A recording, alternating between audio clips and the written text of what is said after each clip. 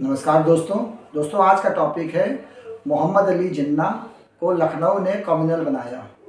दोस्तों 2012 में दैनिक जागरण में एक आर्टिकल छपा था अमित मिश्रा जी द्वारा, जिसमें इस टॉपिक को कवर किया गया था। तो जो आज का वीडियो है वो उसी पे बेस्ड है। मोहम्मद अली जिन्ना पहले धर्मनिरपेक्ष और उदारवादी छवि के थे, लेकिन बाद में वो कम्युनल हो गए। और कहा जाता है कि कैसरबाग में 1937 में एक सम्मेलन में उन्होंने अपनी जो उदारवादी छवि थी उसको समाप्त करके कम्युनल छवि को एक्सेप्ट किया। एक्चुअल में क्या हुआ था कि 1937 में कैसरबाग के सम्मेलन में उन्होंने राजा महमूदाबाद की टोपी अपने सर पे रख ली, और जिसको बाद में जिन्ना टोपी कहा गया। और उन्होंने अपने जो 3 पीस सूट होता है उसकी जगह पे शेरवानी पहन ली थी।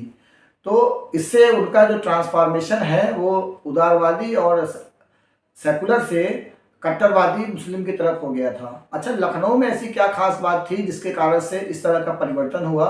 तो 20वीं शताब्दी के प्रारंभ में लखनऊ की जो रेपुटेशन थी, लखनऊ की जो इमेज थी, बहुत ही अलग थी।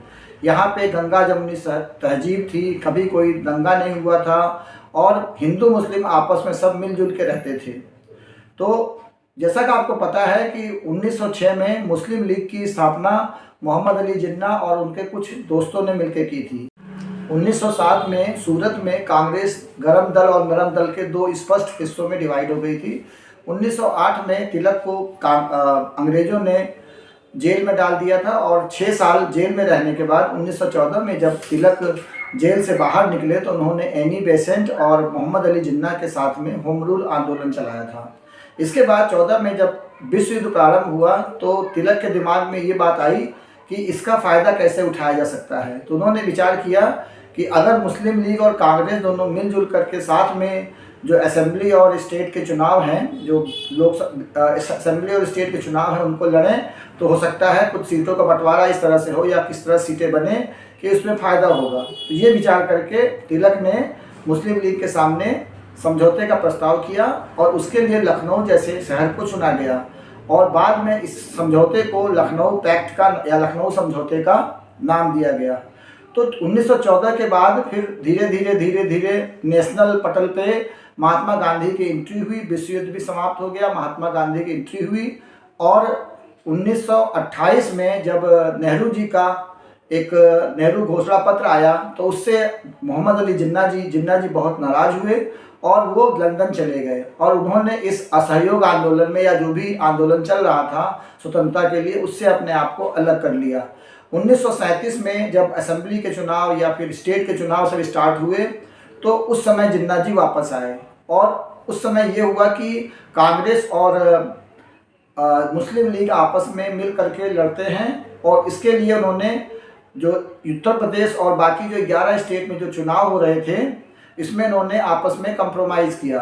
और उसमें यह हुआ कि अगर कोई दल बहुमत में नहीं आता है तो मिल के सरकार बनाएंगे। इसके लिए कांग्रेस ने 2 मंत्री बनाने का प्रस्ताव भी दिया, लेकिन हुआ क्या कि चुनाव में कांग्रेस मेजॉरिटी से आ गई, और उसके बाद जब कहा गया 2 मंत्री मुस्लिम लीग से बनाने के लिए तो कांग्रेस ने उस मांग को स्वीकार कर दिया।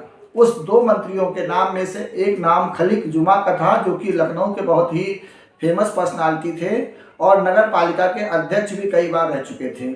जब इस तरह से कांग्रेस ने धोखा दिया तो मोहम्मद अली जिन्ना ने अपने को कांग्रेस के समझौते से अलग कर लिया, और उन्होंने ये देखा कि जो मुसलमानों में असंतोष है उसको हम प्रॉपर तरीके से भुना सकते हैं।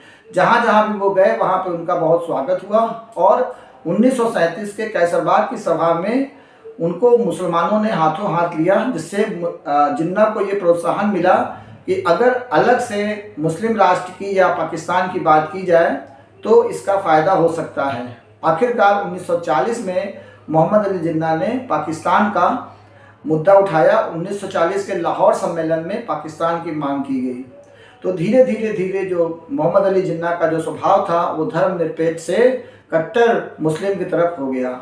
एक आनंद नारायण मुल्ला करके फेमस कवि भी थे, जिन्होंने कहा था कि हिंद होने पर जिसे नाज था हिजाजी बन बैठा, अपनी महफिल का रिंद पुराना आज नमाजी बन बैठा। तो इस प्रकार से लखनऊ का बहुत योगदान रहा है, जिससे कि मोहम्मद अली जिन्ना की जो इमेज है वो काफ़ी चेंज हुई। और आप तो जानते ही हैं कि मोहम्मद अली जिन्ना का नाम आज भी बहुत ही विवादास्पद रहता है। तो इस अंक में इतना ही। धन्यवाद।